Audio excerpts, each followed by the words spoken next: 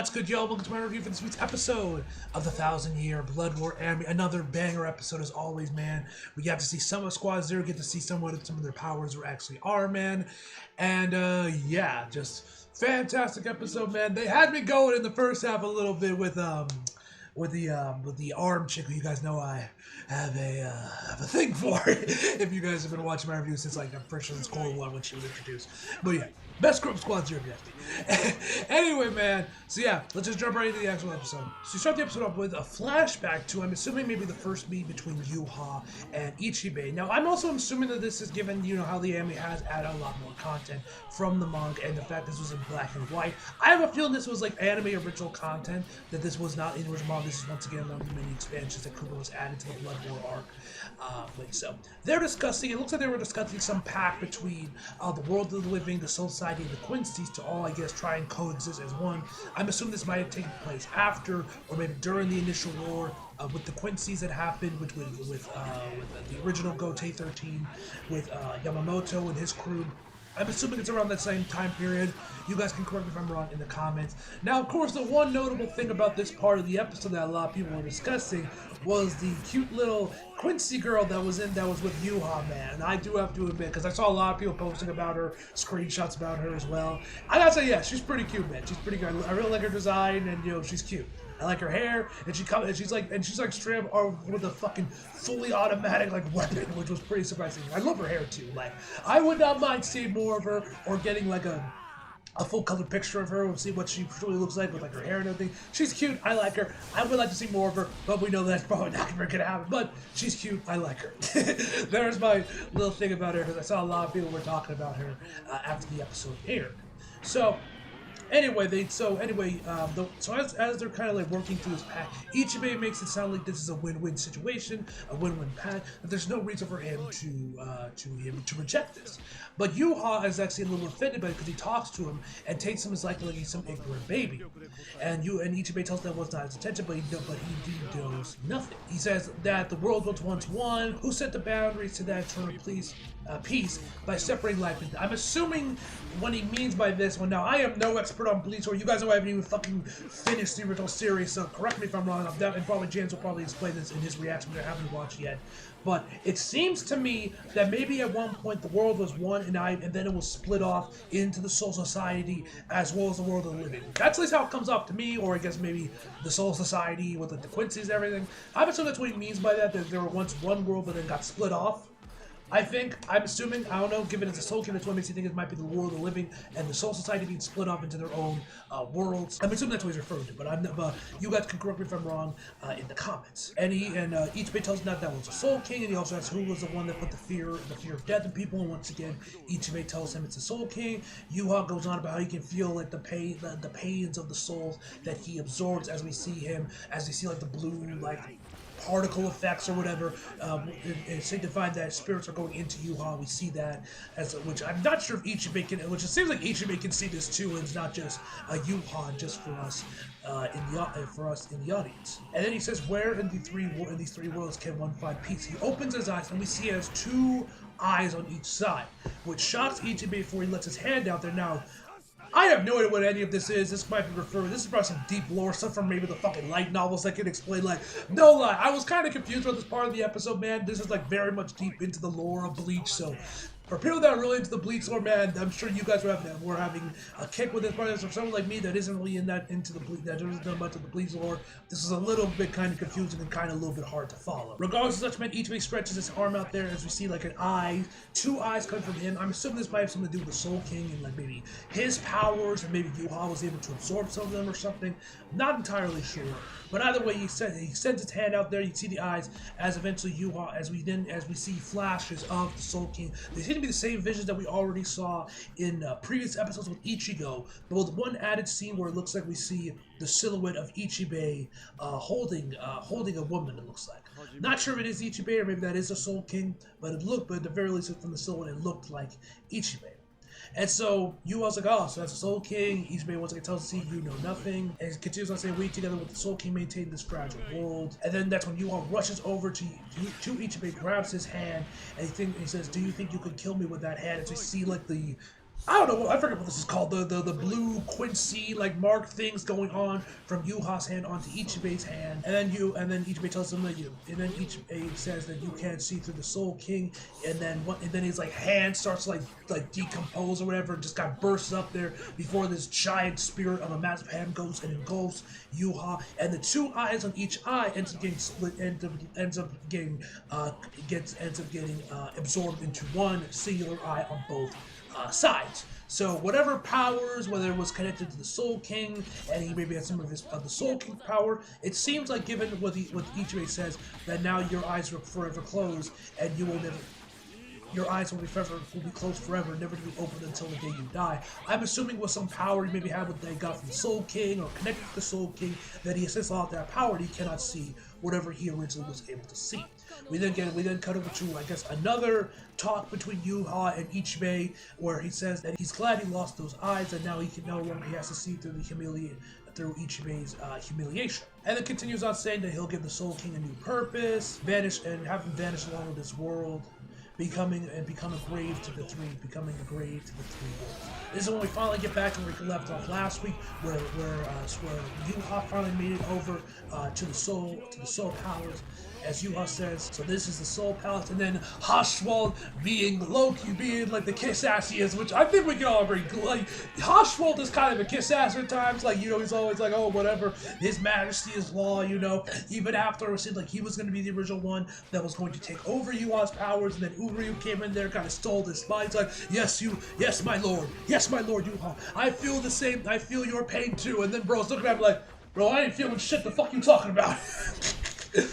That got a little chuckle out of me. He says he feels no shred of emotion from looking at the decaying grave. And this is when Haschwald then opens like those black portal things for the Quincy's as a bunch of foot soldiers come in there, which I don't know if I mentioned this in previous videos, but I gotta say, I love the sound effects they use for whenever the Quincy's do this like black portal thing, man. It always sounds so cool, man. I love the sound effects they use for this one.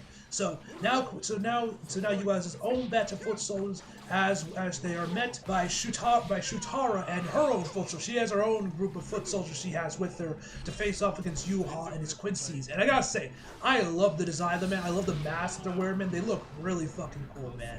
And yeah, so as I've said countless times, man, Shirata, man, bad as hell, bro. Best girl, Squad Zero, man. Honestly, one of my favorite Bleach female characters. Probably my third most attractive female character in all of Bleach, but obviously behind Orihime and probably Bambi as well. So kind of between her and Bambi on who would be 2 and 3, but anyway, I'm getting sidetracked. So after that, we then head over back with Ichigo and the others as Genju finally makes his return to the anime, which was pretty cool to see him. I love his design, his redesign he's got with the long hair he's got going on there.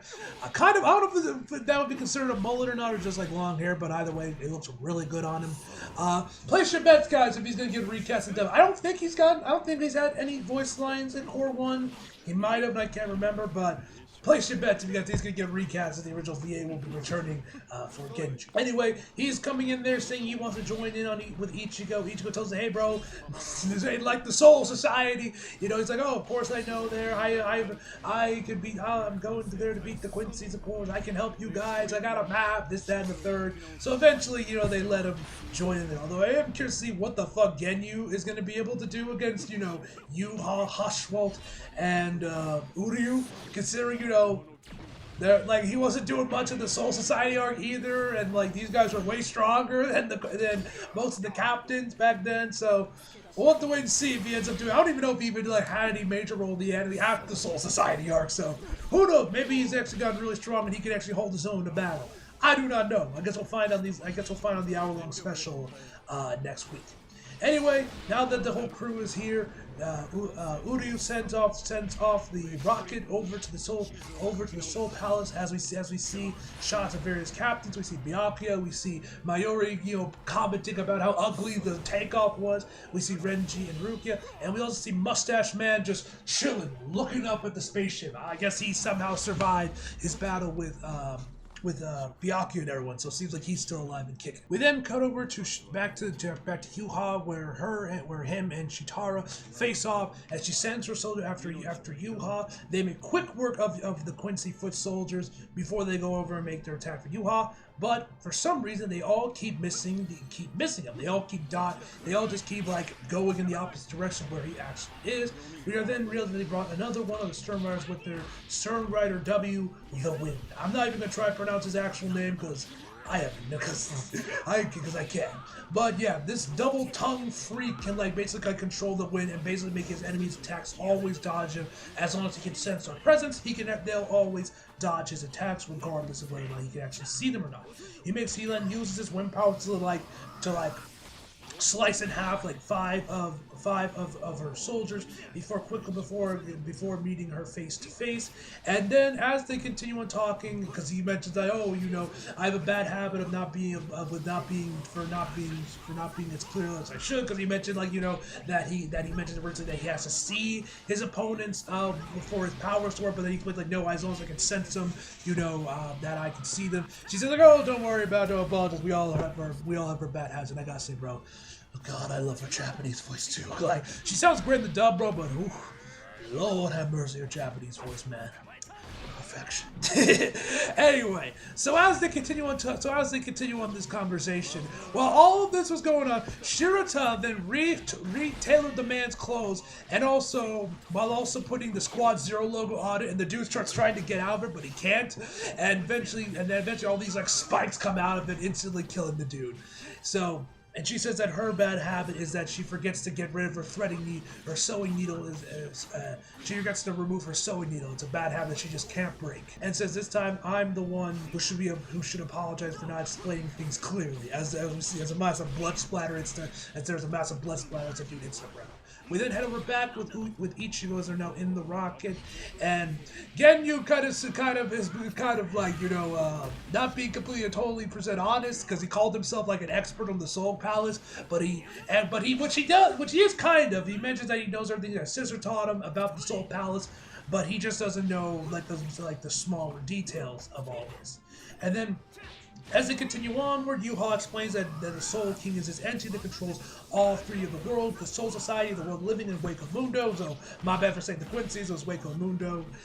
Saying that she's only known of him, her story, but she's never actually met him. Ichigo, of course, brought up the images that he saw when he was going through the training with Squad Zero. And as they continue on, Orihime mentions, oh, isn't this like when we saved Rukia, the Soul Society arc, which I gotta say, I am digging the callbacks to the Soul Society arc by bringing the crew back together, man. Instead of them just going to save Rukia, they're now going to save, Uryu. I guess they're now trying to save. I do like the callbacks. This scene was pretty nice, man.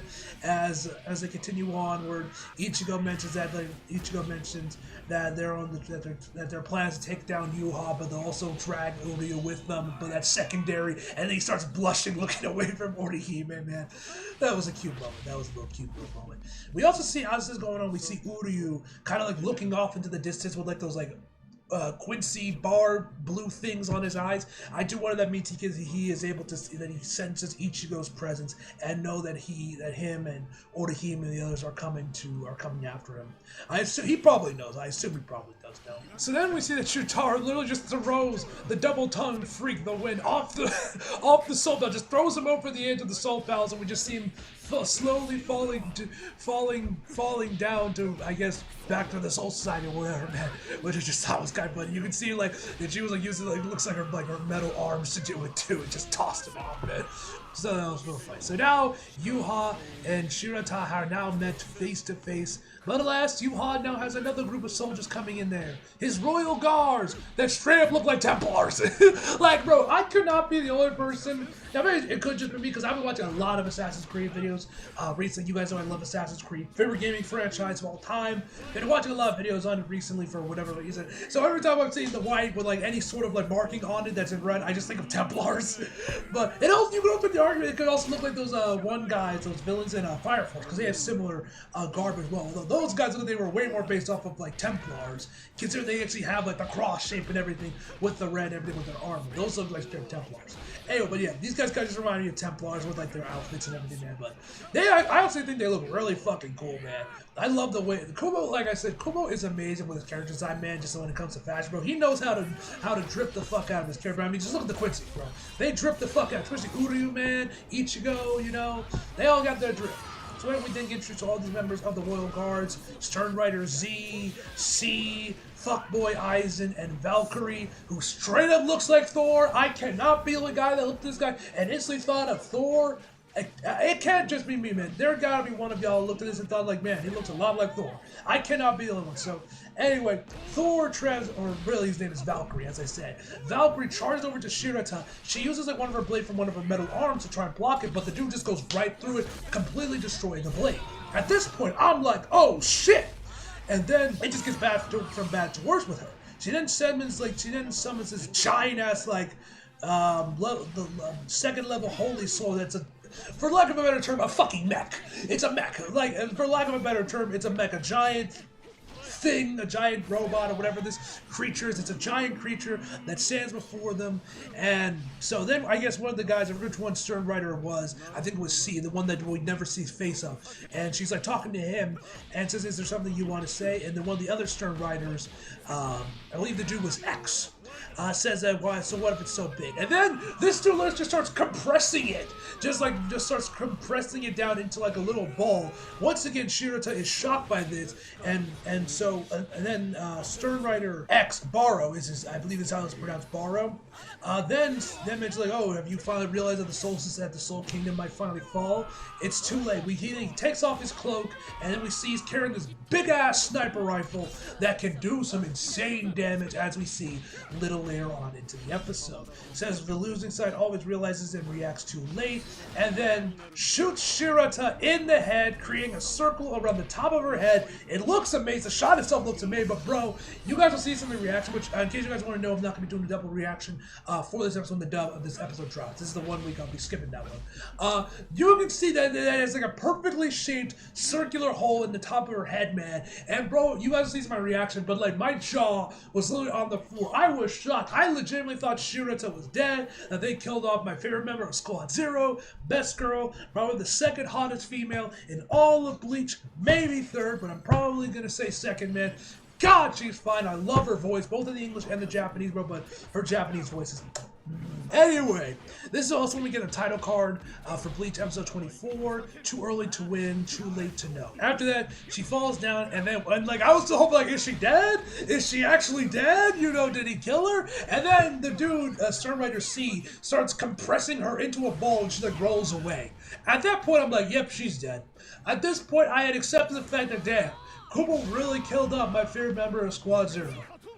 God damn, he really gonna do me like that. He really gonna just kill off the second hottest female character in Bleach. Alright, bro. Alright, bro. Anyway, so as that's going on, this Barrow, if I'm pronouncing his name right, shoots down all the levitating plates for each squad members, like his barracks or whatever. Shoots them all down as we see them coming down. He says everything in our way has fallen, and by this point he thinks he's won. And he says, like, after you, your majesty, as he kneels before Ywach. But then it's revealed to all Byaru's. We see these, like, the environment around them starts to turn into like these like little like I don't know what the hell these are called, how you just what they're called, but like these fabric things that you see that kind of start waving in the wind, revealing it to be that they're actually in a different location. And we see that Shirata is very much still alive and kicking. So that was nice. I was very happy when I saw it. I was like, oh, thank God, she's alive. She is still alive, so I get to admire her for a little bit longer. Going, oh my God, bro. That one shot when they close in on her right after she reveals herself, they still be like, bro,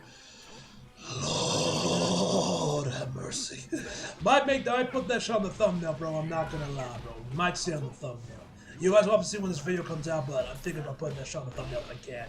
But anyway, this is when we also get introduced to the rest of the members of Squad Zero. Well, after the dude tries shooting at the branches around them that's cased them in like this, and encased them in this cage, this womb, as Kiryu calls it, but really it's just a giant wooden cage. Really, that's really what it is. And we see, and like I said, all the other members of Squad Zero get introduced. We also figure out how her powers work, and basically this tree bears fruit from feeding off her her soul pressure, which, yo, I think that's a fitting power for her. She her whole thing is food. A lot of food grows on trees, so I say his power is very fitting. And I also mentioned you guys in this case that she's like the one character in Squad Zero I was able to get the 5-star was able to get on the banner for the Squad Zero character. So I already played around with it a little bit, so I already kind of knew about this tree power, but about this tree power, but not the actual like explanation behind this. So then Tanjiro comes in there, introduces himself. Shirata introduces herself once again, looking bad as hell, bro. Good God Almighty! And then finally we get the #1 Zanpakuto creator. So good to see him again, bro. You guys know how much I love this guy when we saw him in Core 1, bro. The #1 Zanpakuto creator. And now this time, my man ain't fooling around. My man ain't fucking around with no one. He takes out his Zanpakuto from like this giant cube he has in there filled with like some gelatin substance in there. There ain't no path for you losers to walk on. Now shut up and come at us all together, yo. And like he deepened his voice, everything. Like you knew this man was serious. He was out for blood, and he was not fucking around no more. No more calling no #1 Zanpakuto creator. He's not like I'm finna fuck you up, nigga. That's what this man was like. So then he points the sword at him. That this is where Squad Zero's real fight begins. And then the blade starts to wobble. He's like, oh shit, damn! It must have been because I haven't drawn this in a long time. Why it's so wobbly. Thor charges right towards him, but then man easily dodges it like fucking Neo in the first Matrix film with the bullet time. He's like, oh, nicely dodged. And he says, it simply matters to dodge a man's hug. And then he's like, is that right? And next thing we know, Thor falls to the ground, dead. There's like a hole in him. Blood starts spewing out of it like a waterfall. And like everyone is shocked how this man got killed by a singular strike. And then he says, and then he calls himself the baddest man in Squad Zero, which I gotta agree with him, man. Like, maybe in power level, straight power, Ichibei is probably stronger than him, I would assume. But, like, I mean, I can't say he's wrong, bro. Like, look at this man. He's a #1 Zanpakuto creator. Like, this man, bro. I gotta agree with him, bro. And then he says, my sword kills with a single strike, yo. And so, like, we get close to his eyebrow and his voice actor. And his voice actor here sounded amazing. Oh, my God. I forgot to mention, I better mention this right now before I forget. The music in this episode is fantastic. Especially when they were playing it right here, what happens a little later on in the episode where it kind of, like, gets distorted after, like, Ywach teleports. Perfect. That was a really nice touch there. So then Baro is questioning whether or not how good his sword actually is, given, how it's wobbling all the time and was in that jelly-like cube for so long. He says there's no way that could have killed him. And then he fires an attack on him, but then it splits off and goes in the opposite directions. He asks, what did you do? And the #1 Zanpakuto creator says that he simply held the sword forward, and his bullseye attack did indeed make it smart, but it just got split up by his sword. It's that simple. And the next thing he knows, he charges right towards him, slices off the barrel of the gun before he kills him, walking away from him as he starts spewing blood at him, bro. Like, he is the baddest man in Squad Zero. I don't care if maybe Ichibei is stronger than him in sheer power. He is the baddest motherfucker. He is that nigga of Squad Zero, bro. He is that nigga. He then goes after fuckboy Isaac, easily makes quick work of him, along with C as well. He was just taking him all like left, right, center, bro. This was so fucking awesome. And then all left is Ywach. We get some amazing panning shots of the rest of Squad Zero, including another amazing shot of Shirata, bro. Lord, as he explains kind of the history of the sword, how it's like basically it's too sharp, it's too smooth, it never chips. This sword will put swordsmen out of business. He can't create a sight that could actually contain this weapon, so he couldn't send it down to the Serite, so he just kept it as his own Zanpakuto. This is like I said when Ywach throws, like, I don't know what the thing that the Quincy's used to take the Bankais, throws it out the cage, and then he instantly just teleports out of there. Bro, you'll see some of my reactions, but I was laughing my fucking ass off here. And then finally, Ywach and Ichibei are once again met face to face. As the other members of Squad Zero, or rather, Hushwalt asks why they're not going after His Majesty, and Tenjiro is asking the same question, why he isn't going after His Majesty as well. And then finally, we end the episode off with a face-off between Ywach and Ichibei, as Ichibei says, "Don't blame me if you lose your voice." As we finally get his character card, which I forgot to mention earlier in the episode. We also got Shirata's title card as well. Looked amazing as well as Ichibei's as well. And that is where the episode ends.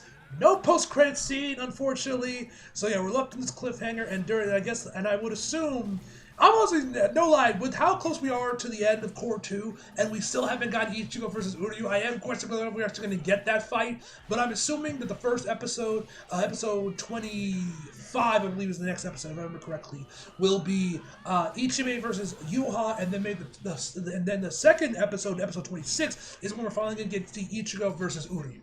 Hopefully, or maybe we'll see them both in episode 25, and then episode 26 will be setting up to Core 3. I don't know. Like I said, you guys know I'm an anime only, so I'm not sure, but I'm definitely hyped for Ichibei and Ywach. I know there's a lot of people been bitching about the animation in this show, and they're like, oh, it's not as good as Jujutsu Kaisen, this, that, and the third, because it's not a fucking Sakuga fest and nothing, man, which I don't think Bleach needs to be. It gives the Sakuga when it needs to, man. But if there was ever a time for there to be a Sakuga fest, it would definitely be the next episode, man. Or maybe let's save it for Ichigo and Uryu. I don't know. I'm not expecting a Sakuga fest, man. But if there was definitely a time to throw in to go ham with the Sakuga, it would definitely be next week with that 1 hour special, man, and with that fight, man. Because I'm sure those guys, that's gonna be one hell of a fight. It's going to be a slobber knocker, as the great JR would say. But yeah, man. This episode was fantastic, man. I'm excited for the 1 hour special. We are reaching the end of Core 2. It has been a blast watching. It's been a blast watching, man. I'm hyped for the next 2 cores whenever those come out. And yeah, man. Overall, we give this episode a 9.5 out of 10, guys. So hope you guys enjoyed the video. You'd like if you did, subscribe if you're new. Follow me on my socials if you feel like it. Links down in the description below. And as always, come back for more. See you guys next time.